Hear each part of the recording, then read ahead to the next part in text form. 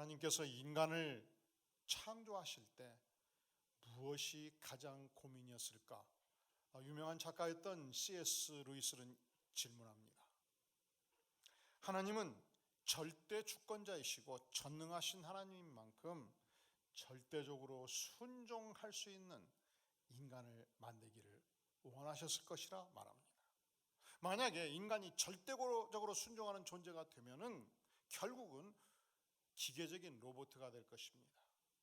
그래서 하나님의 심각한 고민이 진행되었습니다.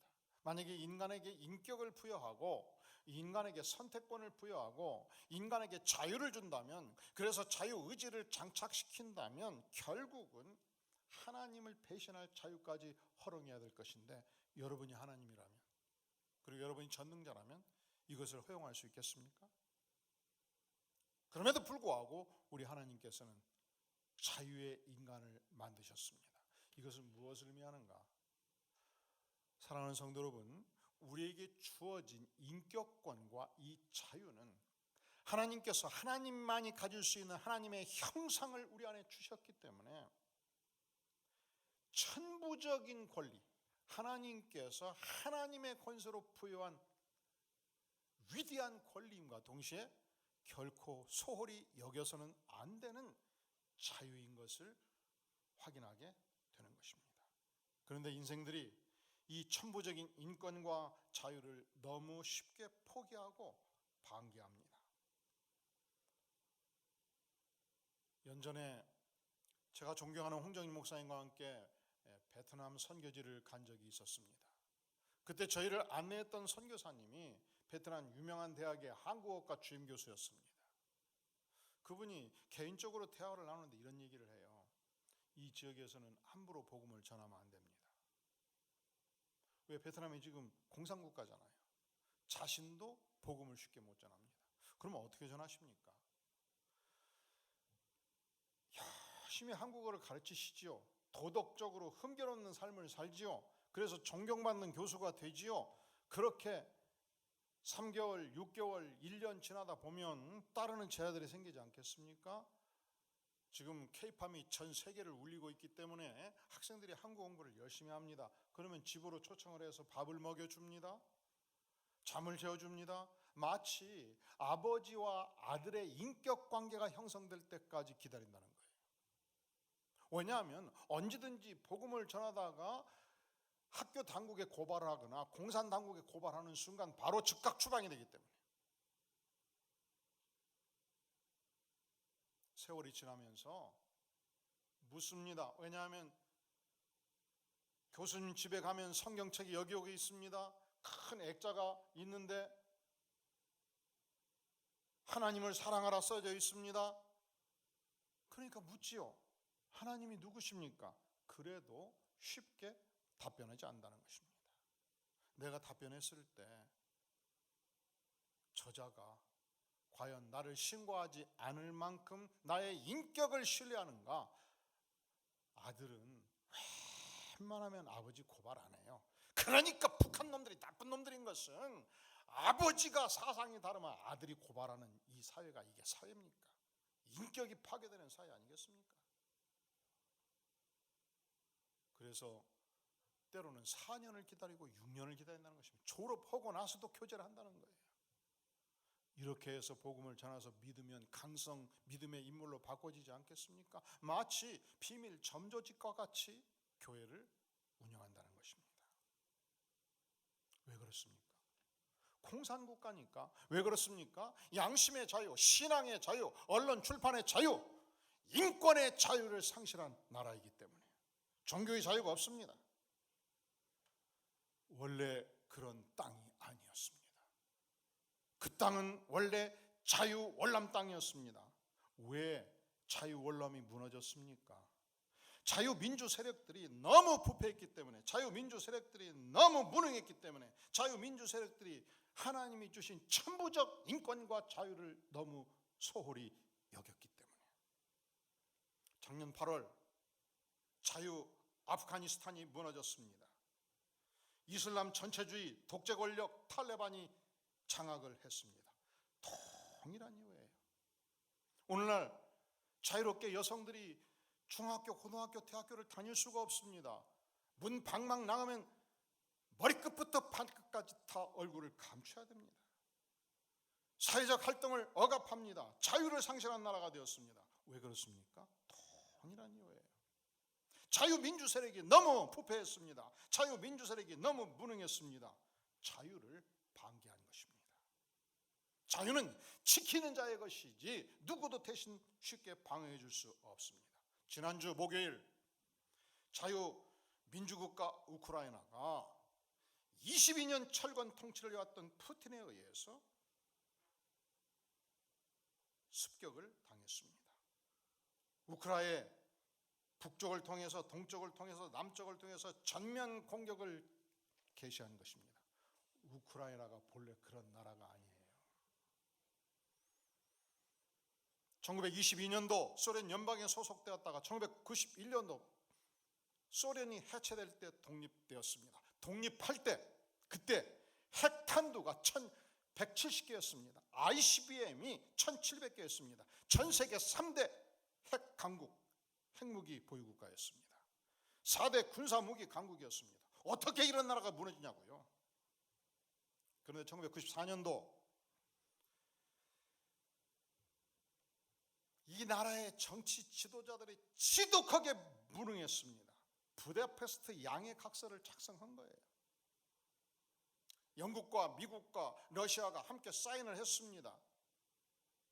핵을 러시아에 넘기면 우리 세 나라가 우크라이나에 국토를, 국가 안위를 보장해 주겠노라고. 그리고서 26년이 지나서 이 부다페스트 양해각서는 휴지 조각이 된 것입니다. 사랑하는 성도 여러분, 이 거대한 공산주의 국가 중국을 머리에 이고 세계 최강성 공산주의 국가 북한을 머리에 이고 전체주의 국가 소련을 머리에 이고 이 한반도 남한이 지난 70년간 자유국가로 유지된 것은 하나님의 전적인 은혜고 기적입니다. 아니, 이미 1950년도 6.25 전쟁이 터졌을 때 낙동강 전선을 마지막 보유할 때 그때 무너져서 우리는 김정인 위대한 수령을 모시고 살아야 마땅합니다. 아니, 우리는 모두 총살 당했습니다. 존재하지 않습니다. 북한에 전혀 교회가 존재하지 않듯이 괴뢰 교회 2개가 존재할 뿐이듯이 남한 전체의 교회는 무너져 내렸습니다. 이미.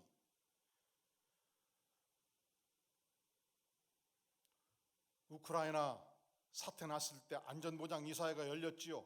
그런데 5개 국가 중에서 전쟁을 일으킨 러시아가 참석하겠습니까? 그래서 열리지 못한 것입니다.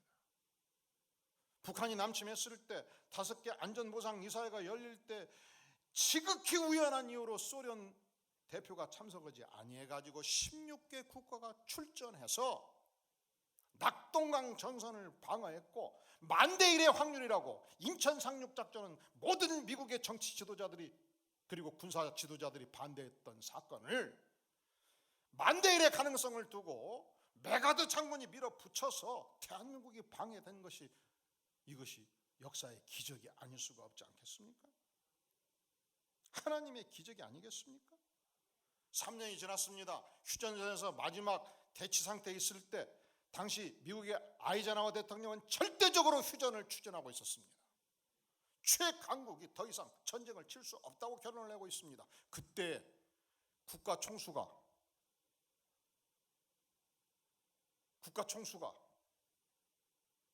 우리는 반드시 북진 통일하겠다고 외쳤습니다. 아무런 자원도 없고요, 전국토는 유린되어 있고요, 군사 무기도 없고요, 다 외국에서 빌려온 거고요, 지원한 거고요. 국민들은 도태해서 빠져가지고 먹을 것이 없는 그 시대에 북진 통일하겠다고 외치니까 얼마나 아이젠하워 대통령이 답답했겠습니까? 그리고 어느 날 갑자기 유엔 총사령관과 미국 대통령의 허락 없이 거제도에 있는 북한 군인들을, 자유를 갈망하는 군인들을 일거에 전체 해방을 시켜버린 것입니다. 그리고 미국을 향해서 협박을 했어요. 우리는 반드시 북진 통일한다. 단 두 가지 조건이면 물러선다. 첫째로 한미 상호 방위 조약에 사인해라. 단 이 조약은 전쟁이 났을 때 미국의 상하 의원의 결의를 통해서 전쟁을 참가하는 것이 아니고 즉각 참여해라. 왜냐하면 상원 의원, 하원 의원 결의하다가 3개월 가면 무너져버려야 대한민국은. 두 번째로 전쟁이 나면 휴전선 바로 밑에 임계철선에 미군 3만 명을 박아라. 이 두 가지 조건을 수락하면 우리는 북진 통일을 멈추겠다.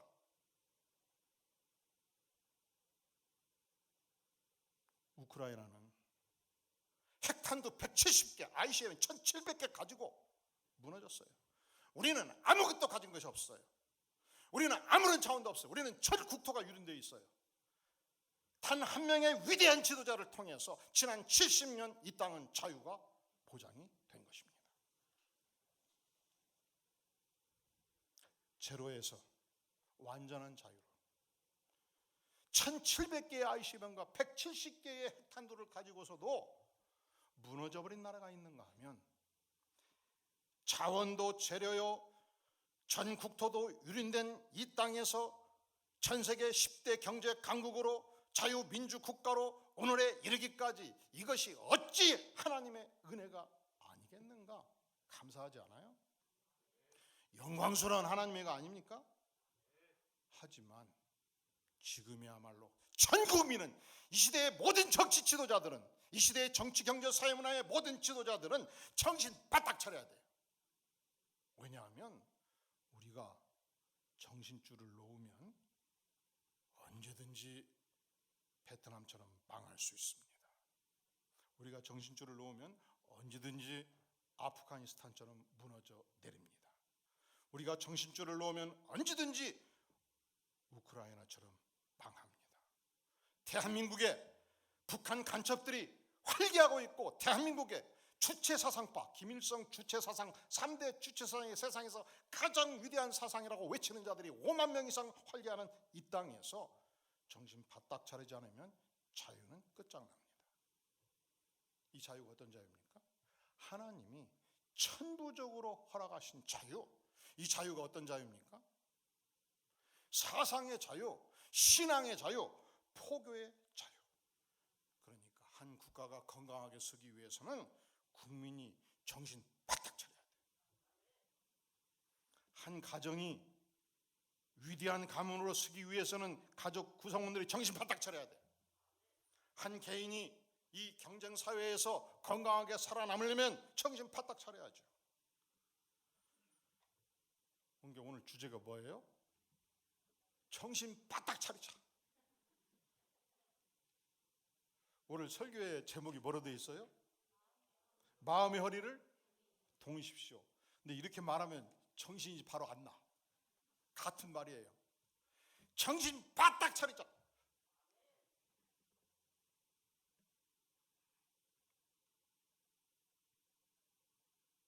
하나님의 백성이 오늘의 시대를 살면서 성경은 말씀하기를 마음의 허리를 동이고 근신할 것을 말씀한단 말이죠. 여기서 마음의 허리를 동인다는 것은 먼 여행을 떠날 때 유대인들이 허리에 어깨에 니꾸사꾸를 메고 그곳에 옷도 넣고 식량도 넣고 그리고서 허리춤을 단단히 묶고서 각오를 하고 떠나지 않겠습니까? 로마의 군인들은 옷을 마치 중동의 유명한 인물들이 움직일 때 하얀 천으로 두른 옷, 치마 같은 옷을 입고 움직이듯이 군인들도 그런 옷을 입었습니다. 그래서 전시에 전쟁터에 투입이 되면은 아래에 뒷단을 잡고 앞으로 끌어올려서 허리춤에 넣고 질끈 허리를 메고 달리기 시작한 것입니다. 마음의 허리를 동이다. 이것은 마치 전쟁터에 나가는 군인처럼 정신 바짝 차리다, 이런 의미를 가지고 있습니다. 구약시대 출애굽할 때 하나님께서 전날 밤 모든 이스라엘 백성들에게 문지방에 양의 피를 바르라 명하셨습니다. 이 양의 피가 있는 집안은 하나님께서 패스 오버, 지나가신다 말씀했습니다. 그러면 애굽 백성들은 양의 피가 없었잖아요. 양의 피가 없는 모든 애굽 백성들의 집안은 장자의 목숨을 끊었습니다. 그러니까 황태자의 장자도 세상을 떴고 귀족의 장자도 세상을 떴고 호고 가는 소리가 애굽 천지를 진동했습니다. 아, 여호와 하나님의 말씀이 진실로 옳구나, 내가 더 이상 저항할 수 없구나 해서 바로가 출애굽을 허용합니다. 이때 출발하기 전 하나님께서 명합니다. 허리띠를 띠고 발에 신발을 신고 손에 지팡이를 잡고 급히 먹으라. 이것이 여호와의 유월절이니라 말씀합니다. 여기서 허리띠를 띈다는 것은 즉시 출발할 준비를 한다는 것을 의미하는 것이죠. 그래서 우리는 이 말씀을 통해서 하나님의 백성된 신자의 존재의 양식을 생각하지 않을 수 없습니다. 우리는 세상 사람들처럼 허리띠를 풀고 캐서라 세라 풍류를 즐기는 존재가 아니라는 것입니다. 우리는 허리띠를 풀어놓고 그런 노래 있죠. 노세 노세 젊어서 노세 그리고서 싸게 늙어 집에 한 번도 나니 하면서 젓가락을 두드려 대면서 이렇게 살면 된다는 거예요, 안 된다는 거예요? 왜 그렇게 살면 안 돼요? 왜 그렇게 살면 안 돼요? 자, 우리 다 함께 1장 베드로후서 8절 9절 같이 읽어볼까요? 시작. 예수를 너희가 보지 못하였으니 사랑하는도다. 이제도 보지 못하나 믿고 말할 수 없는 영광스러운 즐거움으로 기뻐하니 믿음의 결국 곧 영혼의 구원을 받음이라. 영혼의 구원을 받음이라. 우리가 예수님을 믿고 영혼의 구원을 받은 하나님의 백성이기 때문에 우리가 세상 사람들과 같이 살 수가 없지요. 어두움의 자식과 같이 살 수가 없지요. 우리가 단지 교회를 다닌다고 해서 구원이 확보되는 것은 아닙니다. 구원을 얻는 것은 복음의 은혜를 깨우치는 것입니다. 우리가 예수님을 만날 때, 영혼으로 만날 때 내가 얼마나 처절한 죄인인가를 압니다. 예수 십자가에 내 인생의 모든 죄악을 묻습니다. 예수 십자가에 내 인생의 모든 죄를 못 박아버립니다. 그래서 내가 구원받은 이 은혜가 세상에서 가장 큰 축복의 소식임을 알고 복음의 소식임을 알고 주님께 내 인생을 의탁하기 시작합니다. 이것이 구원입니다. 그러면 우리는 구원받은 하나님의 백성이 되기 때문에 세상의 사람들처럼 어두움의 자식들처럼 세상의 풍조를 따라서 흥청망청 인생을 낭비할 수가 없는 것이죠. 우리가 왜 오늘의 이 시대에 허리띠를 질끈 매고 정신 바짝 차리고 살아야 되는 것인가? 영혼의 구원을 받은 하나님의 백성이잖아요. 어두움의 자식이 아니잖아요. 우리가 왜 허리띠를 질끈 매고 정신 바짝 차리고 살아야 될 것인가? 13절 같이 읽겠어요. 시작. 그러므로 너희 마음의 허리를 동이고 근신하여 예수 그리스도께서 나타나실 때 너희에게 가져다 주실 은혜를 온전히 바랄지어다.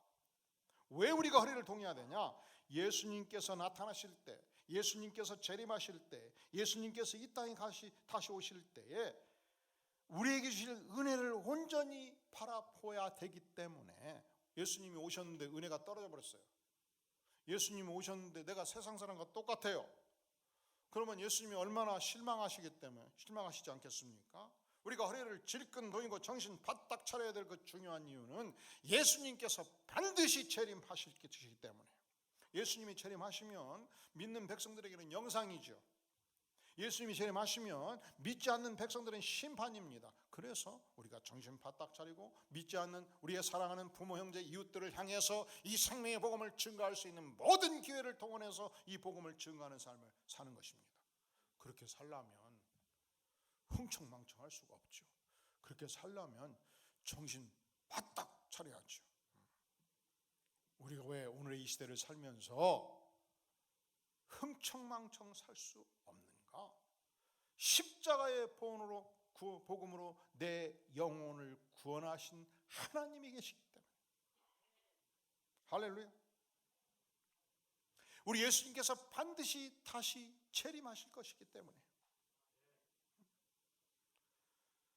그리고 우리가 정신 바짝 차리고 살아야 될 이유가 또 있습니다. 17절 말씀 같이 읽어볼까요? 시작. 외모로 보시지 않고 각 사람의 행위대로 심판하시는 이를 너희가 아버지라 부른즉 너희가 나그네로 있을 때 두려움으로 지내라.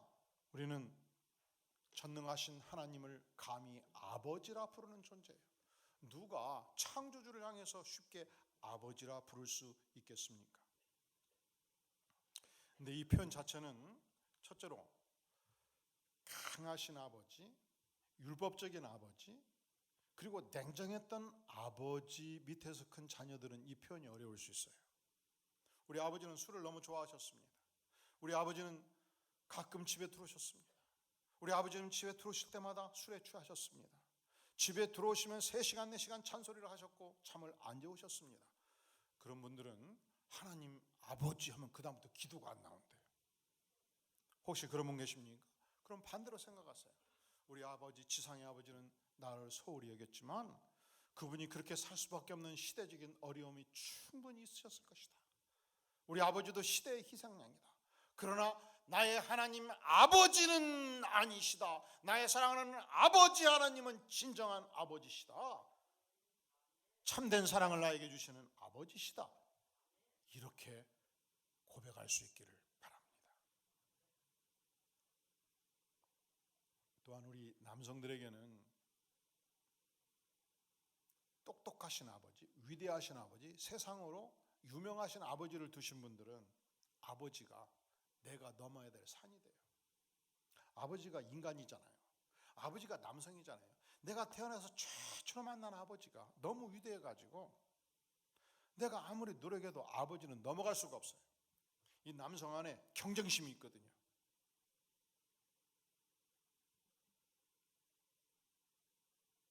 아버지의 현존, 아버지의 출현, 아버지의 나타나심은 내 인생에 주눅을 들게 만드는 거예요. 두려워요. 힘들어요. 넘어갈 수가 없어요. 감히 넘볼 수 없는 히말라야 산맥이 된단 말이죠. 그래서 목회도 너무 크게 하시는 분들, 막 3만 명, 5만 명 하시는 분들의 자녀들이 주눅이 많이 들어있어요. 왜 그렇습니까? 내가 아무리 노력해도 아버지 가치는 될 수가 없어. 유명한 정치인들의 자녀들이 이 오디푸스 컴플렉스에 빠지기 쉽습니다. 그런데 하나님은 달라요. 하나님은 인간이 아니시잖아요. 아버지는 인간이기 때문에 본능적으로 경쟁 상대로 봅니다. 내가 넘어야 될 산으로 봅니다. 아니지요. 하나님은 창조주십니다. 하나님은 전능하신 하나님이십니다. 그 하나님께서 나에게 마치 지상의 아버지와 같이 다가오셔서 나를 안아주시고 나를 품어주시고 나와 동행하시고 나를 이해하시고 나에게 끝없는 사랑을 베풀어 주십니다.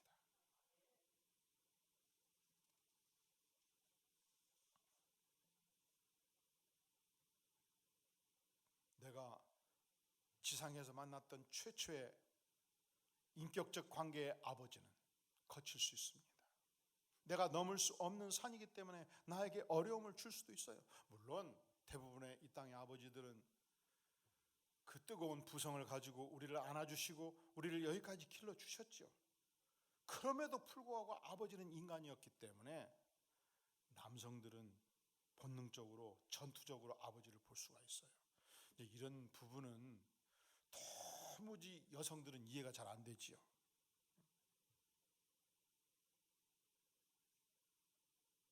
그런데 하나님은 달라요. 왜냐하면 하나님은 인간이 아니시거든요. 하나님은 창조주의 권세를 가지신 전능하신 여호와 하나님이시지 않습니까? 그 하나님께서 단지 그 권세를 가지고 우리를 만나는 것이 아닙니다. 그 하나님께서 깊은 사랑과 애정을 가지고 우리를 만나 주십니다. 우리가 기도할 때 기도하는 음성을 들으십니다. 우리가 요청할 때 하나님께서 직접 응하게 주십니다. 그리고 나와 동행하십니다. 나와 함께하는 삶을 사십니다. 내가 하나님을 배우며 하나님을 닮으며 하나님의 강력한 영향력 속에서 자라갑니다. 그래서 예수님을 진실로 믿고 3년이 지나고 5년이 지나면 여러분과 함께하는 가족들이 고백하기 시작해요. 아빠 많이 변했어. 당신 참 많이 변했어. 어찌 그렇게 훌륭한 인격으로 바꿔졌노?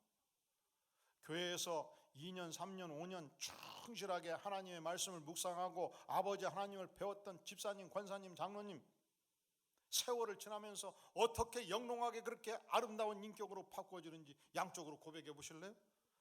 많이 변하셨습니다. 너무 훌륭하십니다. 그럴 때 닭살이 돋으면 안 돼요. 진실로 그러합니다. 혹시 영화 일 포스티노라는 영화 보셨나요? 칠레 출신 노벨 문학상 수상 작가였던 이 파블로 네루다의 실제 이야기입니다.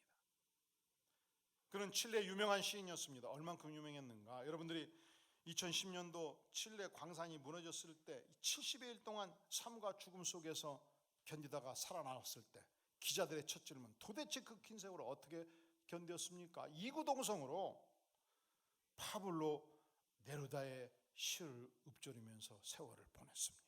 국민시인이에요. 모든 스페인계의 인물들이 네루다를 기억하고 수많은 전 세계 인물들이 그를 기억합니다. 그런데 그가 1952년도 정치적인 이유로 칠레에서 추방을 당합니다. 지중해 이태리 한 작은 섬에 은거하게 되었습니다. 그는 이 작은 섬에서 바닷소리를 들으며 파도 소리를 들으며 아름다운 음악 소리를 들으며 그 아름다운 풍광을 구경하면서 삶을 영위하는데, 여기서 보여주는 모습들이 마치 한 편의 시처럼 영화가 전개됩니다. 그가 이 작은 섬에 응거하기 시작하면서 우체국의 업무가 마비가 돼요. 칠레에서, 스페인계에서, 전 세계에서 이 파블로를 사랑하는 팬들이 어떻게 많이 선물과 편지를 보내주는지. 그래서 우체국장은 어느 날 한 젊은이, 마리오라는 젊은이를 파블로 전담 직원으로 채용합니다. 그에게는 사랑하는 연인 베아트리체가 있었습니다. 도무지 아무리 사랑을 고백해도 받아주지 아니하는 여인이었습니다. 그런데 산더미 같은 우편물을 배달하면서, 그리고 파블로가 하나하나 뜯고 읽는 모습을 보면서 너무너무 부러웠습니다. 나는 한 여인으로부터 사랑을 못 받고 있는데 저분은 전 세계 이렇게 많은 사람으로부터 사랑을 받고 있구나. 그가 작정합니다. 내가 파블로의 시성을 반드시 배우리라. 그는 우편물을 배달할 때마다 대화를 건넵니다. 마리오의 간절한 열망을, 그 눈동자를 바라보면서 파블로는 마치 아들같이 그를 대하기 시작합니다. 어느 날 시에 대한 설명을 마리오가 요청했을 때 파블로는 이렇게 답변합니다. 시란 너가 쓰고 싶은 대로 쓰는 거야. 시란 설명하면 더 이상 시가 아니야. 진부해지고 만단다. 시를 이해하는 가장 좋은 방법은 감성을 직접 시 언어로 경험해 보는 것뿐이야. 그가 파블로와 함께 세월을 보내면서 넘치는 시상을 가지고 자기의 연인 베아트리체를 향해서 시상을 담아 글을 쓰고 더 글을 쓰기 시작하면서 드디어 베아트리체가 마음의 문을 열고 파블로를 증인 삼아 드디어 결혼을 하게 됩니다. 이제 파블로는 때가 되어서 정치적 망명 생활을 끝내고 귀국을 하게 되었습니다. 그리고 5년의 세월이 지났습니다. 그는 이 마리오를 아들같이 돌봐줬던 그 아름다웠던 섬 생활을 기억하면서 다시 5년 만에 작은 섬에 들어오게 됩니다. 어디부터 갔겠습니까? 마리오의 집을 향해서 즉시 갔습니다. 그는 그 집의 당도에서 가장 슬픈 소식을 듣습니다. 이미 4년 전 마리오는 세상을 떴다는 것입니다. 유복자 아들이 이미 4살이 되어서 움직이고 있었습니다. 마리오의 처가 작은 테이프 하나를 건네줍니다. 나의 남편이 살아있을 때 그 많은 세월 동안 이 섬을 쫓아다니면서 녹음했던 테이프입니다. 이것을 꼭 파블로에게 전해달라 요청했습니다. 파블로는 조용한 여관방에 앉아서 테이프를 듣습니다. 파블로요, 지금 여기는 어느 해변가의 파도 소리입니다. 파도 소리가 들립니다. 파블로요, 이곳은 바로 당신이 증인이 되어서 우리가 결혼했던 성당의 종소리입니다. 종소리가 들려오기 시작합니다. 파블로요, 이곳은 우리가 함께 거닐었던 오솔길의 아름다운 바람 소리입니다. 파블로는 이 마리오가 남긴 테이프 소리를 들으면서 그가 이미 위대한 시인의 경지를 넘어섰다는 사실을 깨닫습니다. 어떻게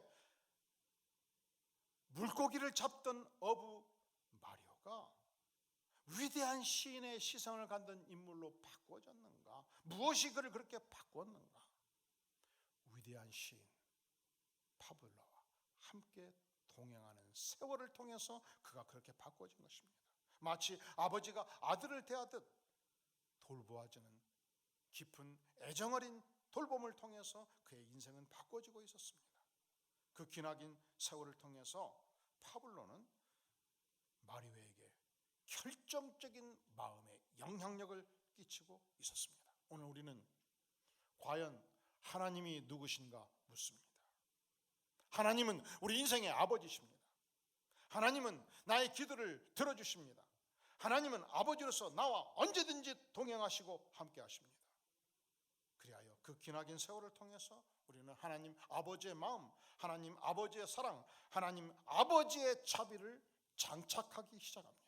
그리고 감히 우리는 오늘 또 하나님을 향하여 아버지라 부르는 삶의 축복을 누립니다. 기도하시겠습니다. 영광의 주님,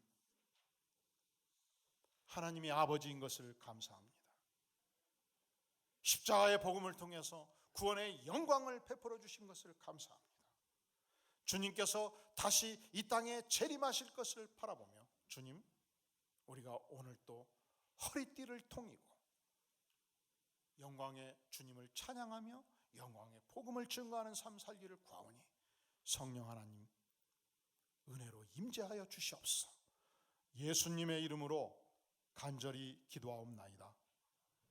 아멘.